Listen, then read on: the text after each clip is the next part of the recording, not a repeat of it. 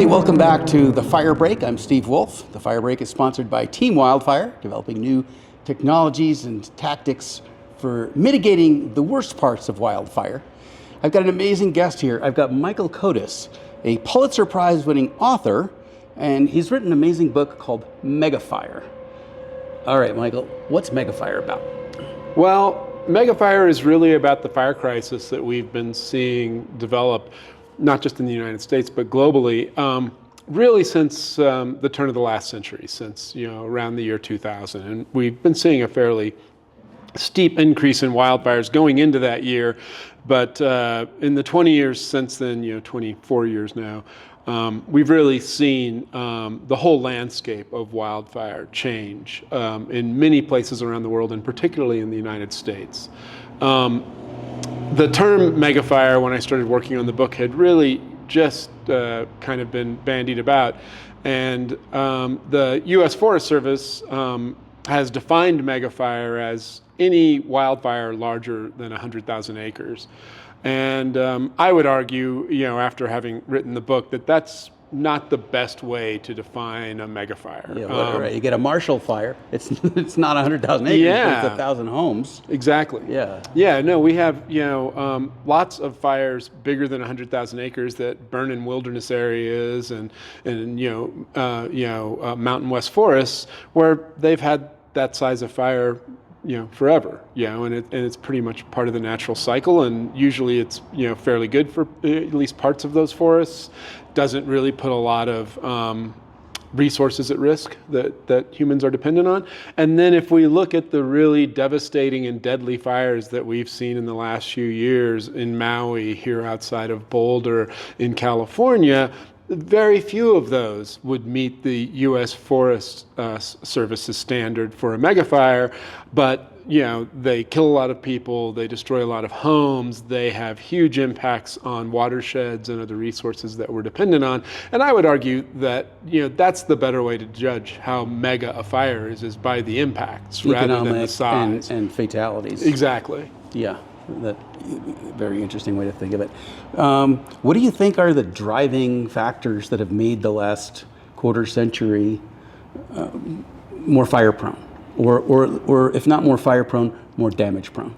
So I kind of think in terms of 4 buckets that have a variety of more detailed causes within them, but you can kind of think of it in these 4 buckets. And one is forest management, and anybody that works in wildfire is familiar with this idea that we spent a century putting out every wildfire. We're very, very effective at putting out wildfires to this day. We still put out about 98% of wildfires that break out in the United States on initial response, and how that led to forests that are badly overgrown and more flammable and often have different species makeup than they had historically. So they burn differently and very often burn more intensely. There are other examples, for instance, in Israel, where I've covered wildfires. It's what we planted. The Israeli government has planted about 70% of their forests, and so they've added huge fuel loads to the desert in a place where they're going to be pretty flammable. Right. Traditionally not too flammable in the desert. Yeah. Right? So I think in terms of that as kind of this forest management idea. The next one, which is very closely related to that, is development. And where do we build our homes and our communities and our resources that we add to landscapes, be it reservoirs or power lines, and how does that affect our fire cycle? Some research out of the University of Colorado here, when I was just finishing my book, showed that over a 20-year period, so basically, the first few years of the 21st century, about 84% of wildfires were ignited by humans. And most, the average person thinks, oh, well, it's a cigarette out the window of a car or an arsonist, and certainly those things start fires, but those aren't the big drivers there. It's, as it's power lines going down. Yeah. It's sparks off of vehicles. It's things that we as humans, when we live in a flammable landscape, that we often take for granted, that actually are ignition sources for fires. But when we develop, we also introduce whole new types of fuels into these places as well. Our houses and our decks and our propane tanks and our vehicles. Of ignition, right? And if there were no houses there probably weren't power lines. Right, exactly. So we bring both the ignition source and the additional fuels. Yeah, so that's the second bucket that I think of is development, and how have we spread out into flammable landscapes and how are we interacting with them. The third one, which I've done a lot on, particularly as an editor of Inside Climate News now, is climate. And wildfire, globally and particularly in the Western United States, shows one of the strongest climate signals that we see. There are things that are probably going to be more costly to us as humans, like sea level rise, where we see entire cities that have to move or respond to that. But sea level rise is pretty slow. This happens, we're talking about decades and centuries. Wildfires are immediate and mortally threatening. So that ends up being, a really, strong representation of climate, but also just the way that climate so obviously can affect wildfire in the way that drought cycles and precipitation cycles have changed in the West. And the way I used to do it with my students is just point to, this time of year, any snow-covered mountain.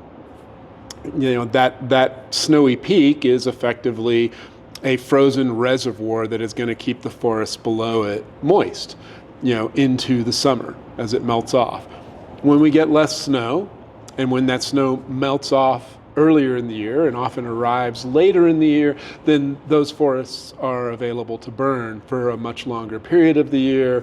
And if there isn't as much moisture in that forest, then it's got much more potential to burn really big. So an early melt is going to cause more vegetative growth, which when it dries out later in the summer, exactly, bigger fuel load. Yeah. So you're going to get both, and also some counterintuitive things with climate, which we've seen in California and here in Colorado, where sometimes it's a moisture that exacerbates our fire problem. And if you look at the fire that burned into Santa Rosa, California, 6-7 years ago.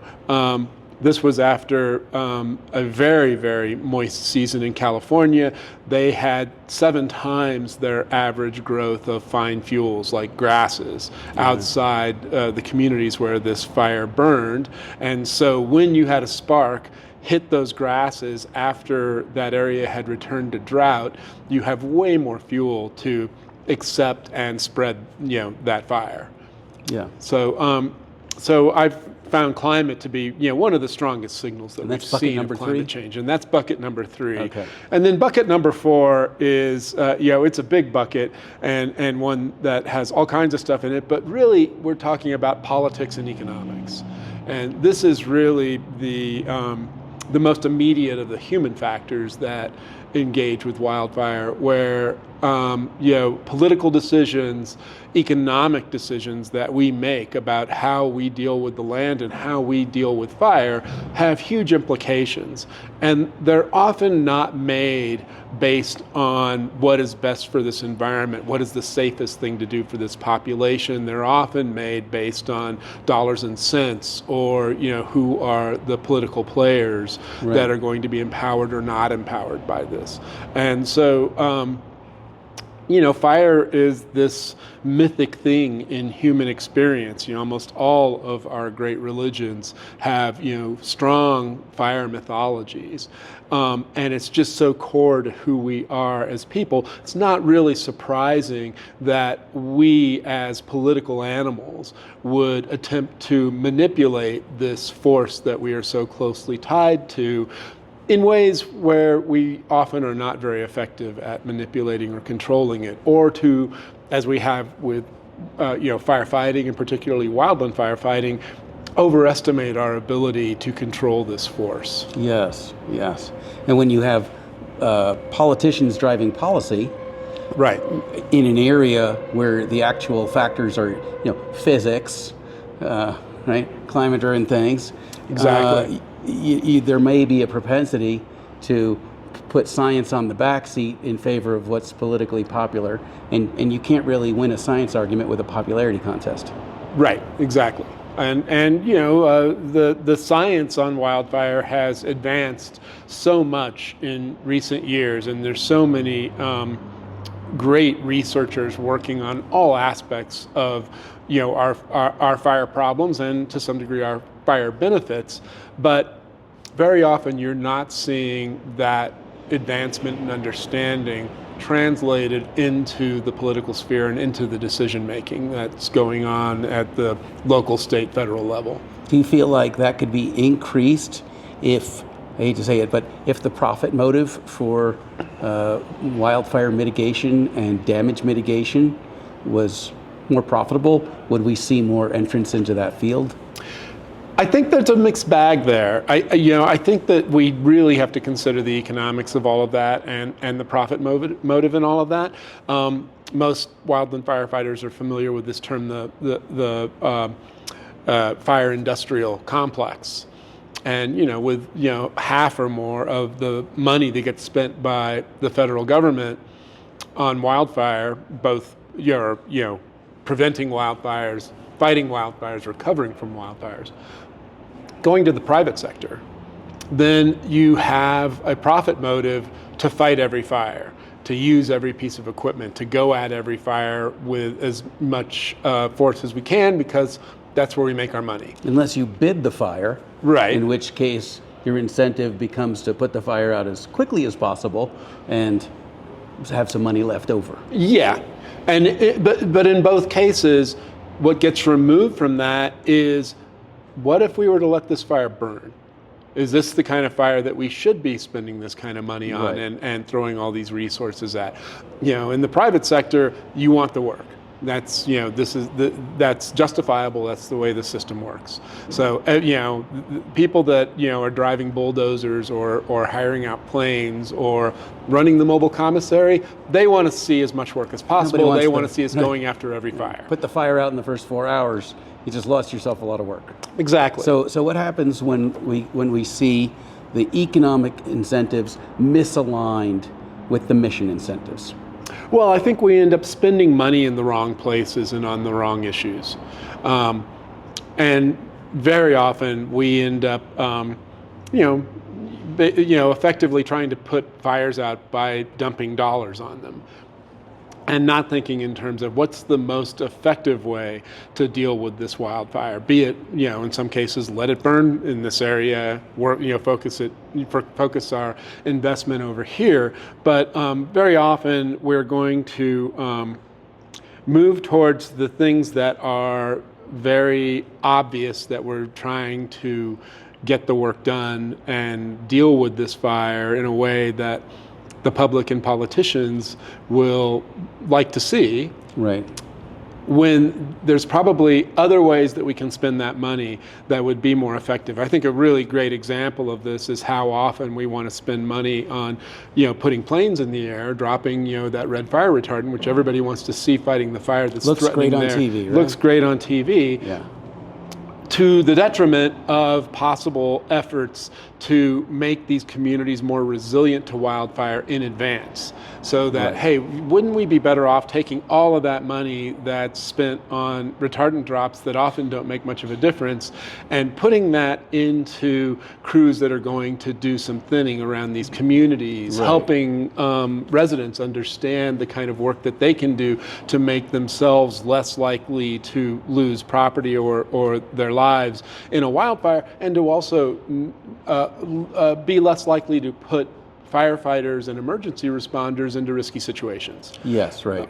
And how much window screen and soffit mitigation, right, and zone 1, zone 2 clearing could be paid for with every drop of red sludge. Right. Yeah. But that kind of work is not very sexy. No. You don't get elected for that. Right? You don't get elected for that. It does not look as good on TV as the retardant drop out of a plane. Right. And in a lot of ways of accounting for all this, it doesn't look as good on the balance sheet. Okay. So then what about the people who really end up paying for the fire? Not the people who paid with their lives. That's the ultimate cost. Right. But the insurance companies. Mm-hmm. If the fire gets put out really quickly, they save a lot of money. If it burns a long time, they lose a lot of money. And if their fire impacts the built environment, they're the ones who really end up picking up the tab on this. So why don't we see them more at the forefront of these prevention mitigation efforts? I think we're starting to see that come around, but for a very long time, it's cheaper for a lot of insurance companies who recognize that if you're going to, say, deal with a property or a community, and you want to give them a fair premium for the protection that they have done on their property. Well, the insurance companies recognize that metal roof is great. Keeping your wood pile away from the house. Yeah, that's a really good thing. But the most important thing is kind of the day-to-day, weekly upkeep of that property. Are you sweeping up the needles and cleaning out your gutters and managing your property in a way to make it more resilient to wildfire? And they don't want to send an insurance adjuster up there all the time to make sure that you're keeping your property up. So what's cheaper for them is to just take the cost of some higher premiums and spread it out among all of their policy holders, including the majority who actually don't have a wildfire threat. And so you end up using, a huge portion of your base of, insurance base, your premium base, of people who really aren't facing this threat to subsidize the people who are. And I think the insurance companies insurance companies overall are starting to deal with that. One problem that we've seen is rather than try to figure out a way to have people pay in relation to the actual threat that they are facing, you just see what we've seen in California and now Florida, not so much with wildfire, but with hurricanes and sea level rise. Insurers just announce, well, we're just not going to insure anybody here anymore. Right. It's too complicated. Yeah. And in many cases, I think they may be harming themselves because in a given area, let's say we pull out of the state of California, well, maybe 95% of the homes weren't at risk in the first place. Right. All your risk was in a small pocket, and unless you're doing the GIS mapping and computations to figure out where the risk is, you're selling yourself short. Yeah, and again, this kind of relates back to, this idea of we don't necessarily spend money in the places where it would be most effective. We have such great mapping tools now. We have so many devices and, imagery, satellites, all these things that we can use to gather a lot of data in a much more efficient and less expensive way now, so that we can be that granular with how we were to, say, manage insurance premiums or things like that. And so I'm hoping that the insurance industry will respond to this possibility of getting that kind of data and that kind of information to help them say, we have to some degree a responsibility to this community and to our policyholders here to not leave this area, but to be much more precise and granular in how we study this area so that we're making people pay a fair but accurate fee for the service that we're providing them. Instead, in the past, what we've seen with the insurance industry is kind of, either blanket decisions like this, well, we're just not going to insure anybody in this area code or in this county, or they have used it as a way to market something to, their highest dollar customers, for instance, private fire crews. Right. So when Chubb sends out wildfire defense systems exactly to sit in front of my neighbor's house all summer. Right. But not help my house. No, not your house. And you're not one of their customers. Right. And so that may be good for their business model. That may make them, a considerable amount of money. But it doesn't help us deal with the fire crisis. Yeah. You lived in New York. Excuse me, waiter, what time is it? Sorry, you're not my table. Right. Exactly. Yeah. And so, I have seen some insurance programs and discussions in the insurance industry trying to recognize the business threat that they face with not just the fire crisis, but with climate overall. They are starting to see, stronger more severe storms and precipitation events, what we just saw in California. They're starting to see, what they call, sunny day flooding in Florida and Miami and communities that have never seen this before. And so they're going to have to respond to a number of threats to their business model. And I can't see how the knee-jerk reaction of, well, we're just not going to insure anybody in places where that's going on is going to be effective when we see these impacts spreading across the country and impacting more and more of their customers. Yeah, and not just harmful to them, but the massive economic ripple of that. If your home is no longer insurable, good luck selling it. Right. Good luck getting, the market value, right? So there's going to be this huge economic loss passed through. Yeah, and there will certainly have to be regulation to deal with with some of these issues as well. And I'm not as well versed in that realm. Usually just trying to keep myself from running afoul of regulation. Right. So of the part that is in your bailiwick, from what you've seen in the couple of decades you've been studying this, what do you think the actionable items are for people? Well, I think the most important thing is we have, for a century now, had a philosophy of fighting wildfires. And this is something that it's part of the creation myth of the U.S. Forest Service, as the great author Stephen Pine has referred to it.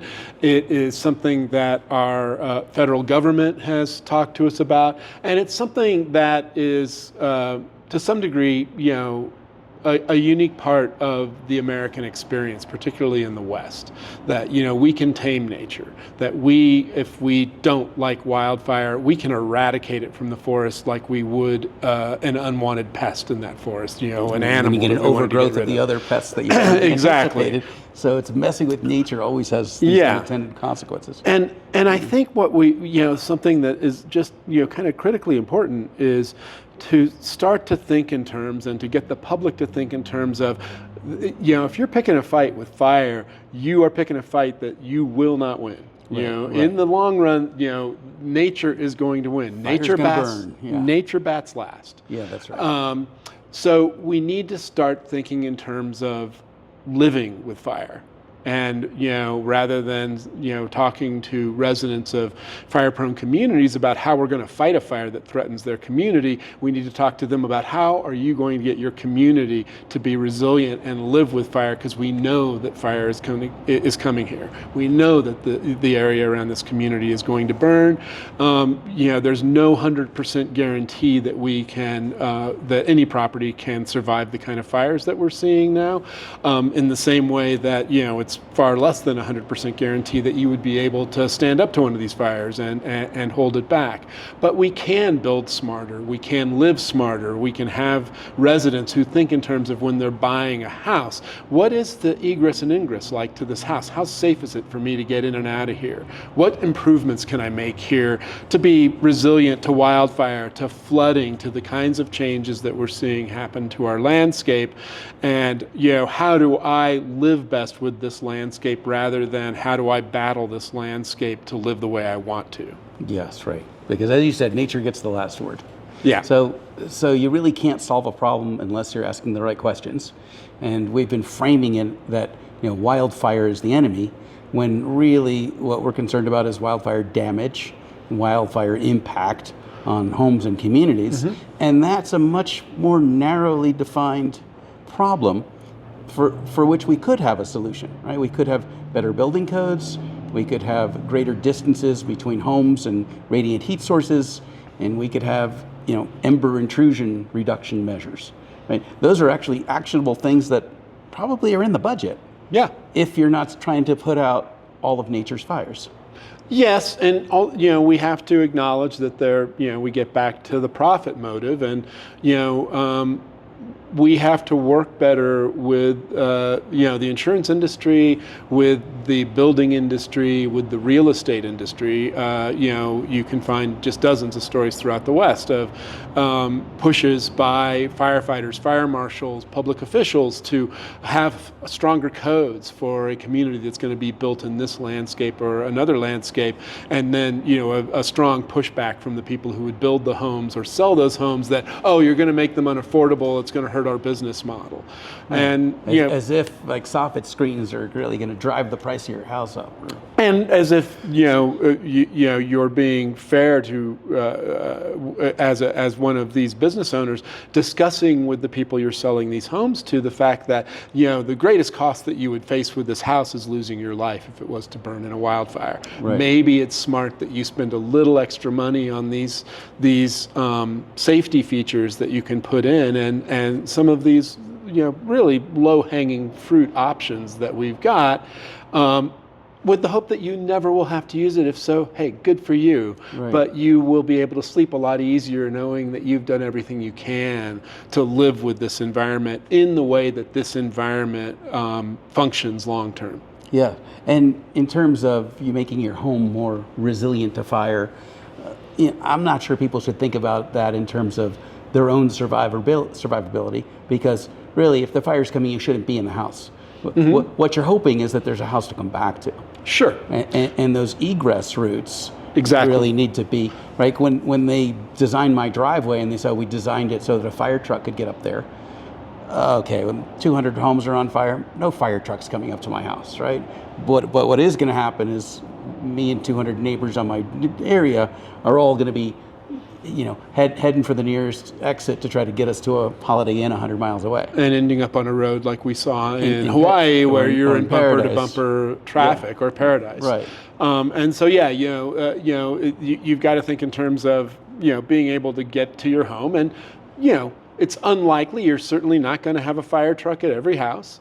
Or five, which is what it would take to save a house. Yeah. But, having your driveway prepared both for you to be able to get out of it quickly and for emergency responders to be able to use it, maybe not even to save your house. Maybe they're parking there to save a neighbor's house or to deal with something else. But sure. to be prepared for that is really important. But if we haven't designed the rest of the roads in that community to be able to handle the kind of traffic that an evacuation is going to put on them, to be able to move emergency responders back and forth on this road or through this community when you've got that kind of evacuation going, then again we're missing something that you would not be a huge increase in the use of taxes for what would be incredible gain in the prevention of loss of life and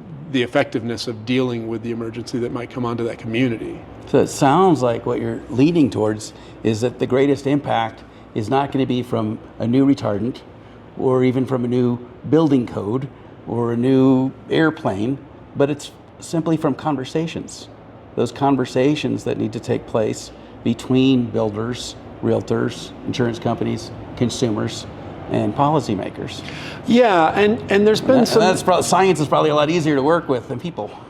Well, science, as complicated as it is, and as much of an investment of time as you can put into it, science generally, comes somewhere close to, a fairly solid answer. The math adds up, and right. You come up with this. It's maybe not totally perfect, but we've really got a fairly good understanding of the data. The human factor, as we call it, is just always really unpredictable. But one thing that has come out in recent years in research on the soft sciences of people is that communities and homeowners are more responsive to people like them that come and try to convince them about the need to live with fire and to have their homes and communities be resilient and to invest in the type of emergency preparedness that we're talking about, than they are a scientist coming to them or the mayor or even a firefighter.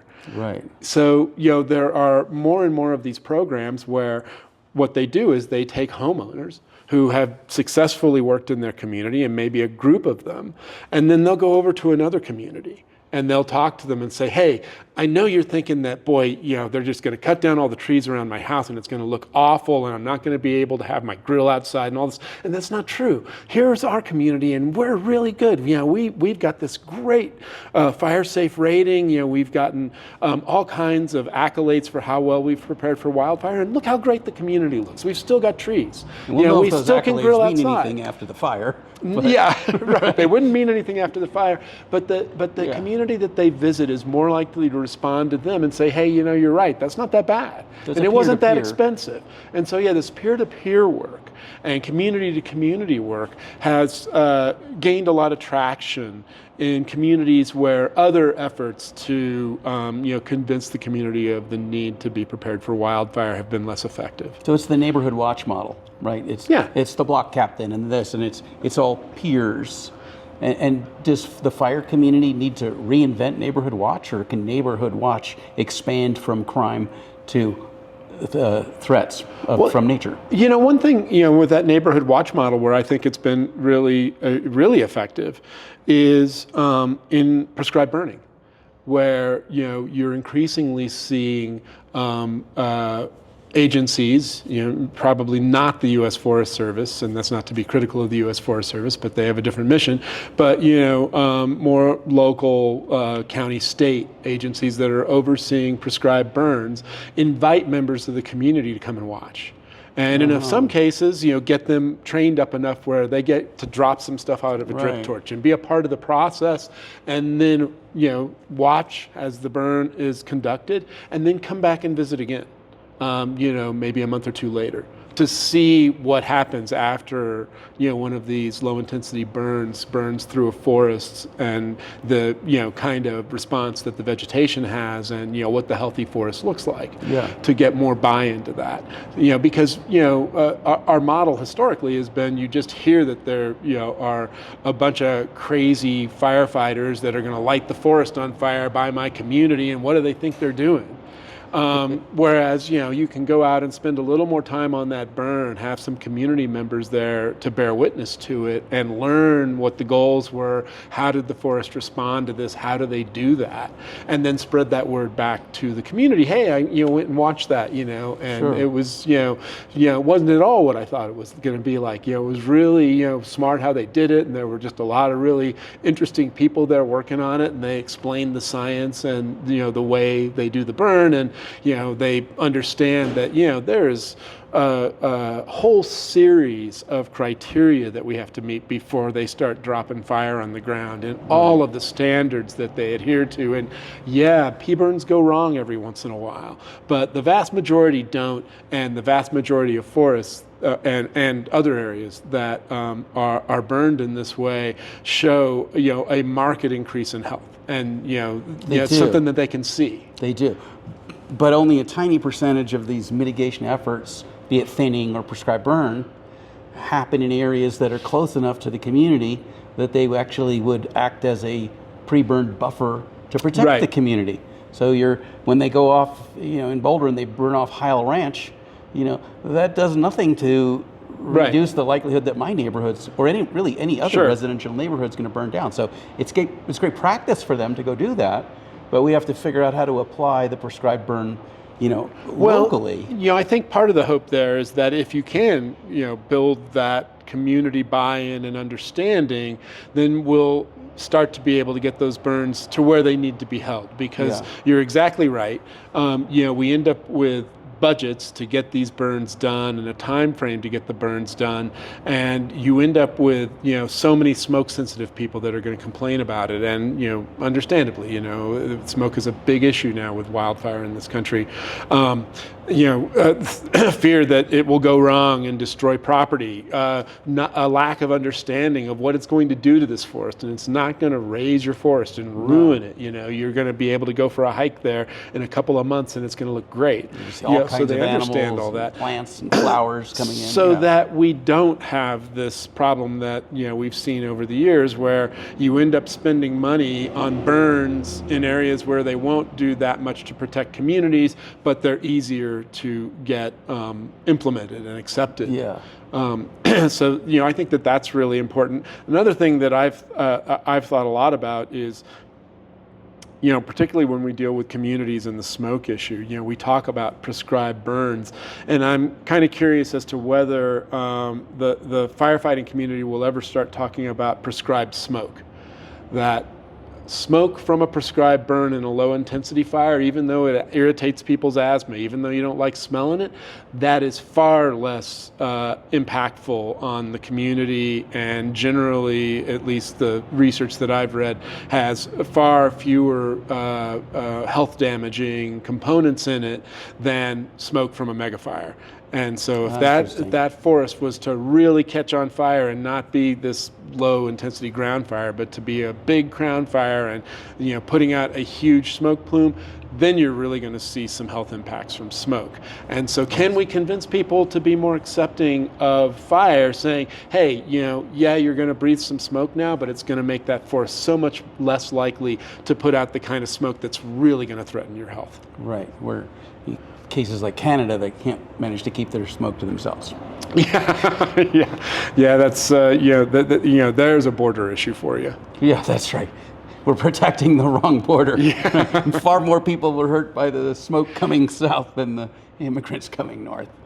I haven't studied that, but nonetheless, yes. Yeah, but it's palpable. But it is palpable, and I think that is a really interesting issue. In fact, I just talked about it with my my staff this morning, just as an aside, that that those fires in Canada that pumped that smoke out, that hit Washington, D.C. and hit New York, you finally had some people that have ignored the wildfire problem for decades suddenly recognize, oh, so this is actually one of the impacts that you've been talking about, and now it's affecting me in New York. Maybe I should think about this. Right, and that, honestly, I got some pleasure out of that, seeing New Yorkers respond to it when for the first time they realized it wasn't just a West Coast thing.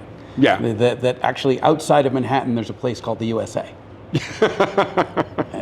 I grew up in Manhattan, and when they said, things are bad down south, I thought they meant down around NYU. Right. Well, when I was talking to editors about my book before, when I was, going under contract, so, whatever it was, 12 or 14 years ago, it was astounding to me how many people I talked to about this issue who basically treated it, oh, that's just this exotic thing that happens out there in those forests out in the West. And it's like, well, no, this is something that's going to have global impact and is going to have really significant economic impacts. It's going to have really significant health impacts all across the country. All across the world. Yeah. Right. It was Chile this week. Last week it was Brazil. It's Australia. It's the south of France. It's Greece. And I wonder about local expertise, whether anyone other than CAL FIRE really gets enough experience in wildfire containment and civil protection to be good at it, or whether we should kind of move to an international firefighting module that could respond and save the guy who presses grapes for a living from getting killed that night trying to put out a local fire, when really they should stay home and press the grapes, and the international fire team should come in and manage that. Yeah, it'll be interesting to see how something like that would work out, because I can recall years ago talking with an incident commander about local knowledge, and he talked about how when he started in Wildfire, you would go into an area and very often you would just replace the crew that was fighting the wildfire, because very often most of them were not red carded,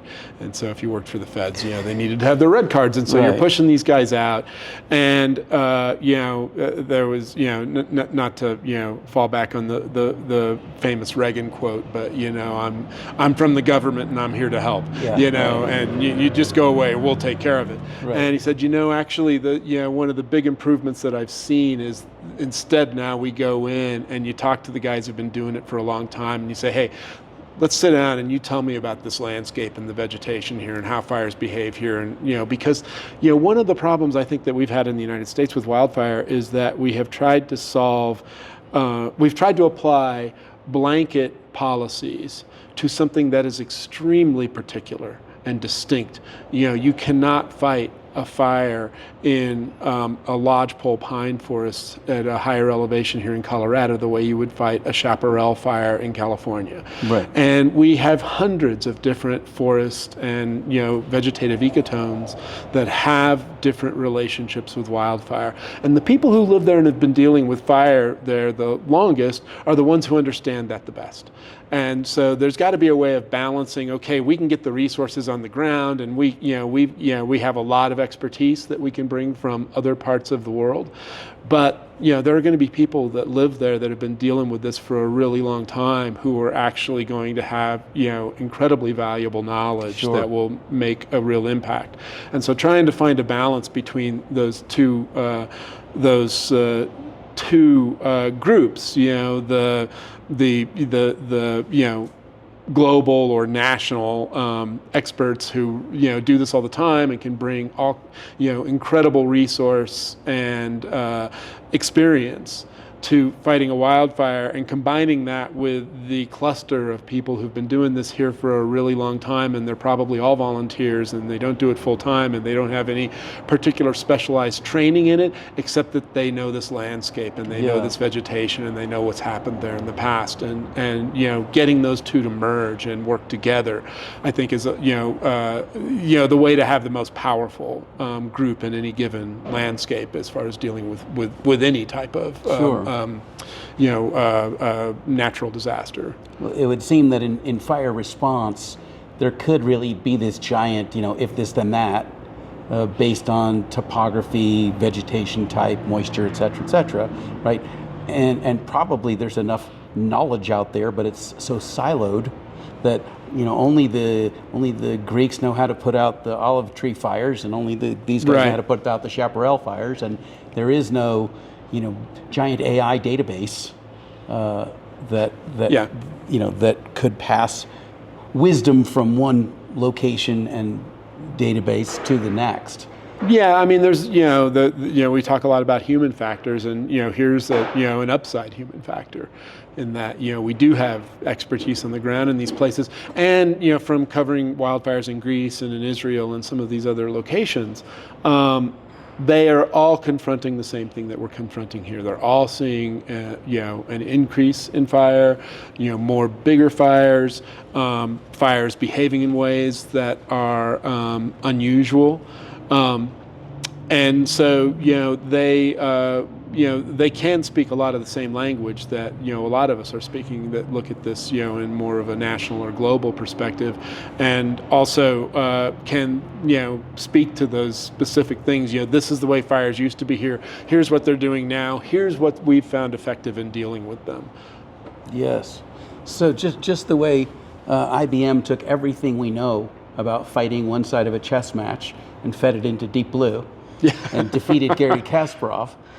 Would there be a model where we looked at a wildfire as a 100 or 200,000 acre chess match, where the fire has its assets, fuel, wind speed, elevation, slope, etc., and then the fire teams have their assets, aerial, ground troops, lines, picks and axes, toothbrushes, whatever, right? Is there a role for an AI to increase our optimization of responses? I think that's one of the myriad possible ways in which AI can be really, really valuable for this. And folks that have worked in wildfire for a while, have seen many programs come to do what you are describing.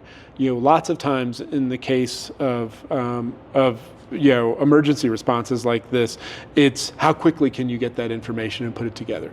Yeah. Because you'll see scientists come out with, well, hey, I've got this latest thing or this latest program. Let me tell you what happened 2 years ago. Yeah, and, but the emergency responder needs to know, okay, what does that tell you is going to happen in an hour? And in 2 hours in front of me. Yep. The amount of data that we can get and the value of that data, particularly just given the information that we can get about weather and climate features, what soil moistures are, what fuel moistures are, what's the weather doing, what's the wind planned to do, how are these things going to change? How are things that are happening way up in the atmosphere likely to interact with things that are happening at the ground level? All of that data is just amazing that we've got now. But being able to put all that together in a way where somebody who has to make decisions on the ground in an adrenaline-rich and at least immediate data poor environment. In other words, you may be able to get all of this technical data, but you can't see your fire truck because of the smoke. Right. Things like that. How do we get that so that they can put together information and really quickly, easy to digest packets that are really valuable to the crew on the ground, so that they can make really fast decisions, that, in their cases, can be life and death decisions. They're very serious. And when it's one case, it's one matter to just continue to load data into incident command trucks. It's another thing, though, to actually make interpretations and recommendations based on that data to supplement that adrenaline overloaded commander's ability to make plans out of that data. And information overloaded. It can lead to a decision paralysis because all you have to do is look at one big fire's morning report and thumb through that to realize that there's so much. It's just a flood of information. How do I figure out the information in here that is really critically valuable, and how much of this is chafe, is just stuff that's going to be in the way. We don't know, right? And it's very hard to figure that out. But maybe that's something that AI can do. Can understand how to sort these things, and here are the 10 bits of information you need to know for the next hour. The key things that you need to know. Here are the things that you should be watching as they're updated, in real time. Here are the things that you should just know for the entire day to day. And putting together information in a way that is more immediately useful. Yeah, I would see that Deep Blue's younger, smarter grandson would be Deep Red, and Deep Red is watching all the things the fire's doing you and making recommendations. But again, I think it also gets back to this idea of, I think the job is going to change. If we keep seeing this steep increase in wildfire, then there are going to be times where we're going to try to manage a fire. We're going to try to steer it. We're going to try to do all the things that wildland firefighters have always done and do quite effectively. But we're going to have more and more decisions of, we cannot stand up to a fire like this. We're not going to be able to make a difference here. How do we save the most lives and the most property? And how do you deal with the idea of, maybe don't send a man to do a robot's job? Yeah, well, robots are going to be really interesting. In fact, there was one of my young reporters is looking into doing a story about a robot that they've tried out to go into forests and gather deadfall and logs. And how much more effective it is than humans doing that. Right. And so you could see, cutting a fire line. If we had a robot fire crew that could go in and do that. First of all, you don't have to pull that crew out with the same urgency that you would pull out a human crew, if things go south. Right. But secondly, what kind of information can that technology be gathering while they're doing that and sending back to to a headquarters or to an incident commander, looking at oh well, maybe we need to reroute this fire line, or maybe we need to think in terms of stopping this fire line here. We probably don't have to go beyond this. Maybe this river or stream that we thought would help us out and be part of our fire line isn't going to be effective at that. When you've got a robot in there, you actually have a pretty powerful computer in there too. It's a mobile sensor suite. Exactly. Yeah, not just a workforce.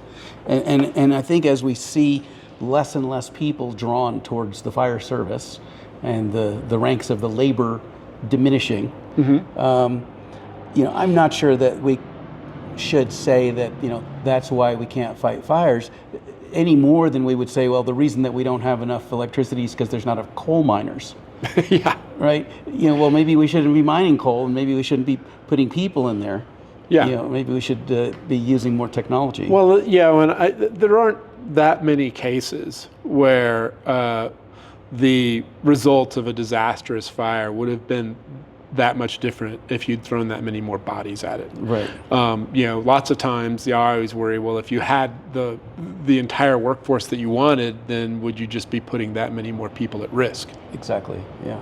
So if we moved you out of your role at Inside Climate and out of authors, writing all these books, and made you the fire czar with unquestioned and unlimited power, what changes would you make? Wow, that is a question I have never been asked before. The fire czar. That's the superhero I want to be. We have the drug czar and all the other czars. Yeah. No, I'm just trying to imagine what I'd look like in a comic book. But pretty interesting. Lightning bolts all over. Yeah, kind of a Thor theme going. I would try, and I know it's very difficult, to be much more aggressive about dealing with our vegetation issue and vegetation control, as far as introducing prescribed burns and thinning operations and all the things that we know have to happen. I think that the U.S. Forest Service has made huge strides in how they do these things. But what we saw happen in New Mexico with, just within months of, the discussion of how much we needed to increase prescribed burning in the country to have these 2 prescribed burns turn into the most destructive fire, or the largest fire in state history, and lead to a shutdown of that, which is effectively what we saw happen in 2012 here in Colorado. Yep. I don't think that we can completely prevent prescribed burns every once in a while from jumping containment. Right, no more than we can prevent some people from being allergic to vaccinations. Exactly. It doesn't mean you don't do them, it just means sometimes that we're going to have to accept some things Yeah. that they go wrong. But I do think that we can work much harder with these communities so that they understand the risks and the need. They understand the threat that's we're trying to head off as we go into these things, and we can prevent kind of what we saw yesterday in Oregon, where we've had a burn boss indicted because of a prescribed burn that jumped containment, and the tensions between the Forest Service and the ranchers there. Maybe there are ways to try to mitigate that. We're never all going to agree, but we can work on having a better relationship with communities, getting communities to understand that you're going to have to live with fire, and sometimes the fire you're going to have to live with is the fire that we intentionally start to try to prevent disasters. So that would certainly be high on the top of my list. I would really think about any possible way to change the calculus of how we spend money on wildfire, to try to take money that may not be spent in the wisest ways now on dramatic interventions to deal with wildfires once they've started, and try to invest that in preparing communities, preparing landscapes for the inevitable fires that are going to happen there. And I would probably in, my, whatever dramatic fires are away, I could do it, try to convince the public that you have chosen to live in a fire-prone landscape. We can not remove fire from these landscapes any more than we can remove the ocean if you decide to live on a cruise ship. Right. And we are going to try to be smart about how we live with fire. We're going to manage what we can. We're going to be resilient as possible to what we can't manage. But we're also going to rely on the public and everybody in the public to just be aware that fire is going to happen. It's going to happen particularly here in the West regularly in any landscape that we live in, and you need to be as thoughtful and mindful of that as you need to be about rainstorms that come. We don't want fire as often as we want rainstorms, but these, I like to tell people, fire, think of fire as a weather phenomenon. Yeah. Are you going to go out there and that's try another book, right? Fire Right, weather, exactly. Right? Yeah. Which is terrific. Yeah, I will say, Vailant's book, John Vailant's book is just great. But yeah, so that would probably be the main things that I would try to do. We're still going to have to confront wildfires.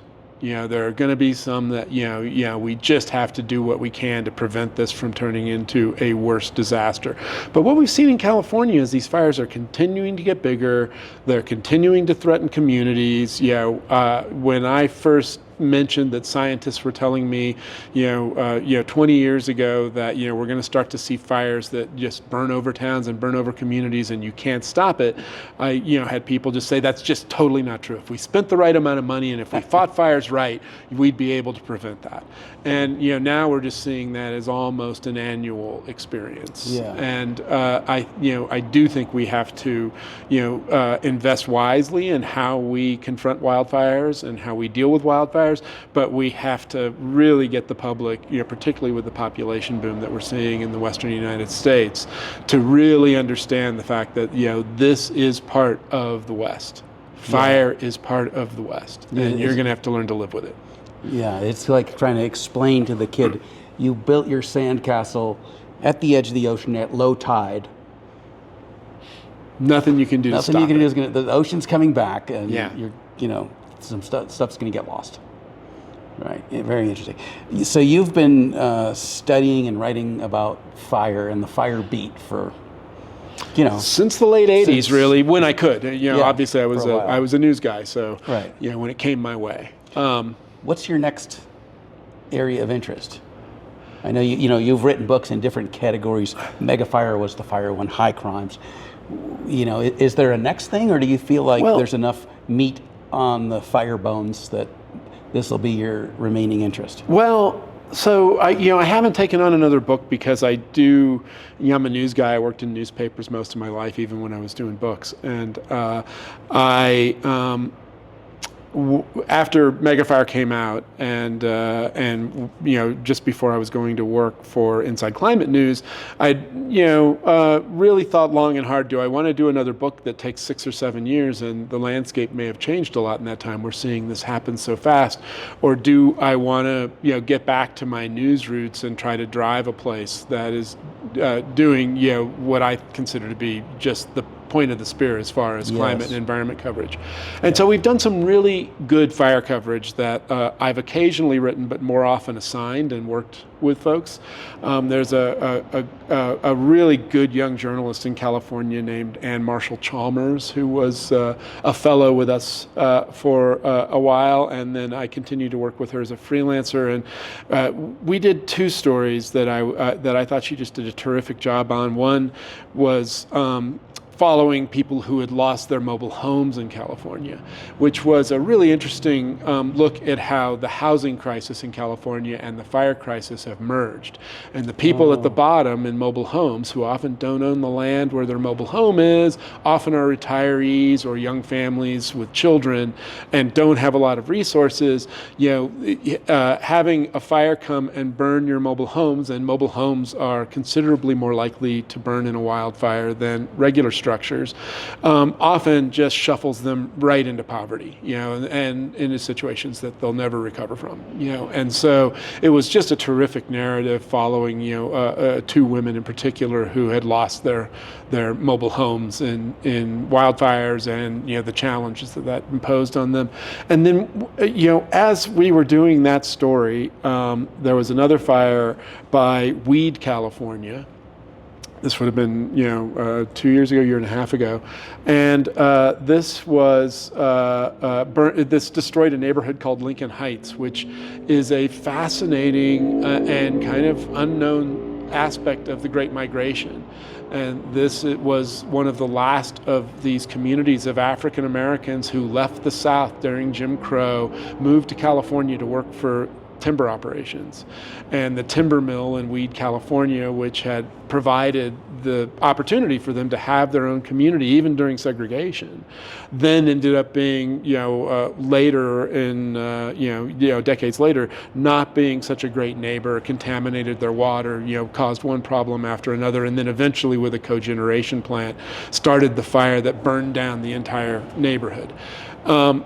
And those are the kinds of fire stories that I find fascinating. I mean, the flames and the smoke are dramatic, and we should write about those, particularly when they're threatening people's property or their lives. But I find that the stories in the background, the economic stories, the stories of people, how they've dealt with these things, are the ones that I really find fascinating, and where the fire as this great human metaphor is tied to so many other aspects of our lives. Another thing that we've written quite a bit about at Inside Climate News, and if I was to do another book, I would consider doing a book about this, although it's, I worry that it would be, pardon the fire pun, a little too dry, but the realization of smoke.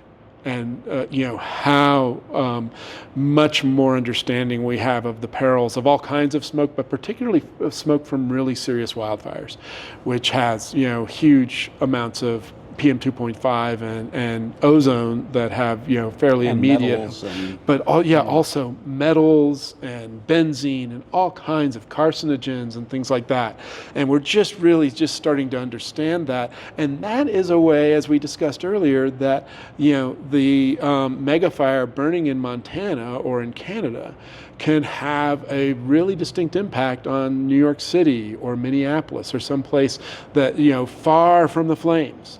In a way that the impacts of these environmental changes that we're seeing trickle down, far from where the actual drama is occurring. And not that they would necessarily be uninvited, but does a community that's smoke impacted have a right to address the fire where the fire is, even if that's in another municipality or another country?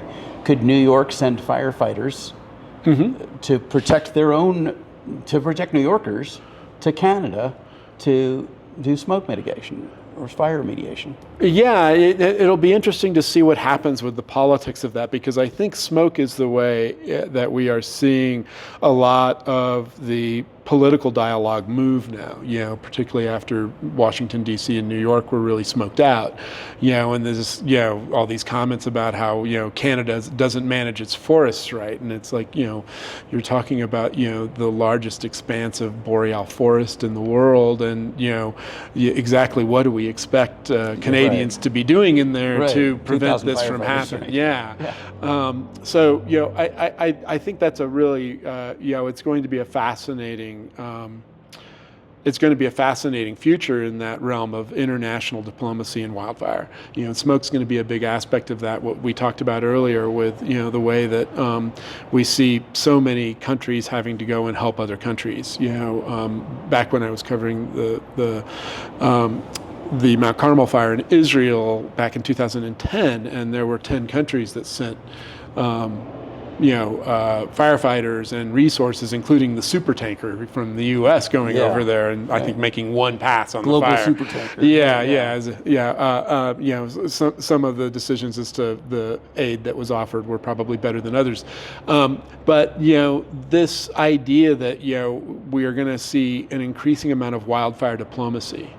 And how do we help one another with this, with a problem that we learn from smoke and occasionally from the flames, does not respect our political borders or our political processes. Right. There is one climate. We all live inside that climate. There's one atmosphere, and we're all breathing it. Yeah. And there's nothing that happens anywhere that's not impacting everywhere else. Yeah. Well, if you look at the struggles, which I cover a lot, of the Conference of the Parties of the UN's annual climate talks, and the criticisms and disappointment in that process. I look at that and I think a lot about, okay, how are we going to deal with some of the more immediate problems that we're going to need to have international cooperation on, like wildfire. Whatever serves as the basis for international, Yeah. right? We're very good at helping one another out, in the heat of the moment and in a Right. crisis. But we're not so good at dealing with the underlying factors that require compromise over the long term between a bunch of different parties in different nations. And realistic, we should probably look for solutions that don't require that, because we've never been good at it. Yeah. And the likelihood that we're going to get good at it just because the fire's hotter is, I think, slim. Yeah, no, I think what we've seen is we tend to respond with a little bit of anger and a lot of finger pointing as these things change, rather than looking for the areas of opportunity where we actually might be able to mitigate some of the problems that we're seeing. Yeah, right. Michael, thank you so much for My pleasure. for joining me today. The book is Megafire. Cannot recommend it enough. Really great insights and understandings. If you're not enjoying breathing the smoke, but you want to know why, Megafire lends some insights there. So thanks so much for joining me. Thanks for having me on. And you or anybody else that listens to this has any tips for me at Inside Climate News, please feel free to send me an email. All right. And the best way to reach you is? Michael.Kodas at InsideClimateNews.org. Great. And we're free every day with investigative climate journalism. So, Wonderful. I've feel been reading free it for to about listen. 4 years and love it. So it's really, really great. I've never done this before, but I'm going to do that thing where they point down as if like there's text over here. Follow this link. Here's how to reach Michael. Yeah. Great. Thanks so much. You've been watching or listening to The Fire Break. I'm Steve Wolf. We're sponsored by Team Wildfire. Thanks for joining us. See you at the next time. Take care.